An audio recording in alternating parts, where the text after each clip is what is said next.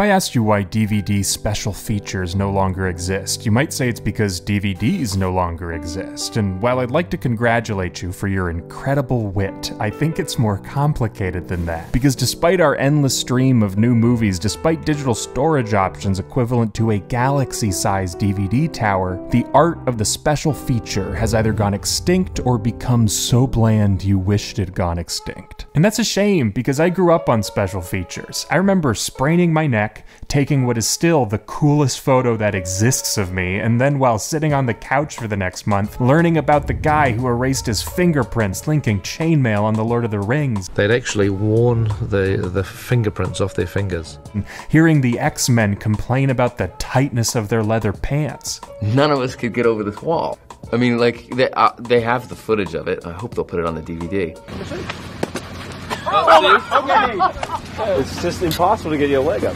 But nowadays, special features don't feel very special, and on one hand, it's understandable. The way the culture has shifted around spoilers and non-disclosure agreements probably makes studios less inclined to send a dude named Randy with a camera to just record everything. And so besides Tom Holland, most actors nowadays seem terrified to speak candidly about their movies. Are we allowed to talk about that? Yeah. Am I allowed to talk about the process? I can't talk about that. Whereas with 1999 Viggo Mortensen, there seemed to have been little more than a bottle of beer separating Randy from the facts.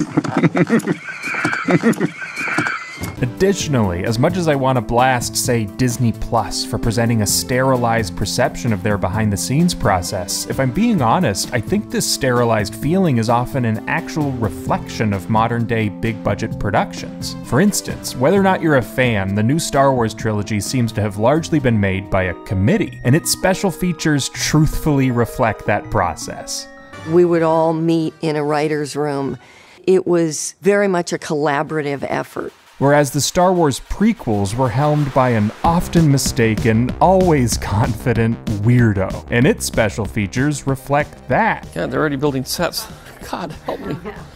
I'm gonna have to start this script pretty soon. And this contrast mirrors a broader change within Hollywood over the past decade, where more and more movies are falling inside one of two camps. They are either low-budget indie films that likely don't have the infrastructure or financial incentive to create extensive, behind-the-scenes documentaries, or they are big-budget movies that, in order to break even, must appeal to an unfathomably wide audience, the majority of which does not care how the chainmail was crafted. These kinds of movies are often such big, not-so-well-oiled machines that its creators don't have the same level of investment as, say, Peter Jackson did on The Lord of the Rings, where Peter began developing those films in 1995, 9 full years before the final shot of The Return of the King was even filmed. Most MCU projects employ much more of a hired-gun philosophy. Where Jackson spent nearly a decade working on everything to do with his film, Marvel reportedly told the director of Black Widow that she, quote, doesn't have to worry about the action scenes because by the time she was hired, before its script was even written, the movie's climax was already planned. And I think we can all agree it was absolutely worth it.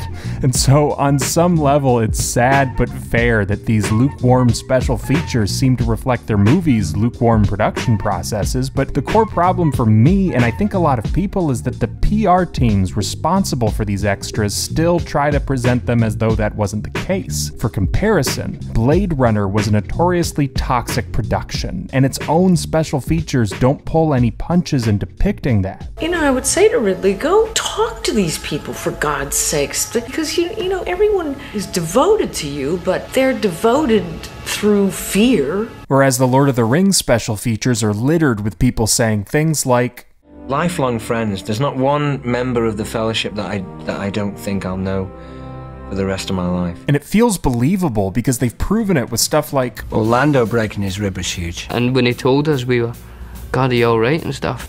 It was painful. It was very painful. And then when he told us the next day, oh, that's terrible. Is it not getting any better? My lungs are hurting. I feel like my pancreas has been split. A week later, cracked rib? Oh, is it still cracked, is it? Right, okay. Oh, babes, it hurts and I can't ride the horse and now, babes. And since then, I've heard it in a few interviews as well, and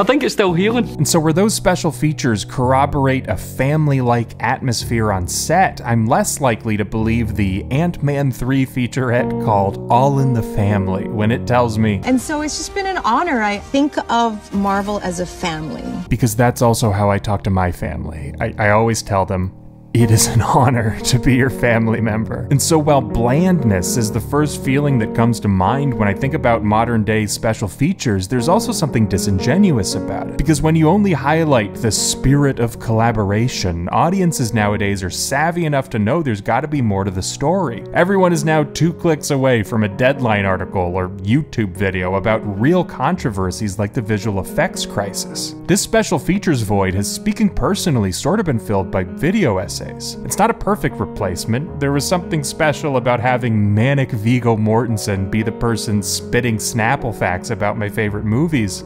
This is a bomb.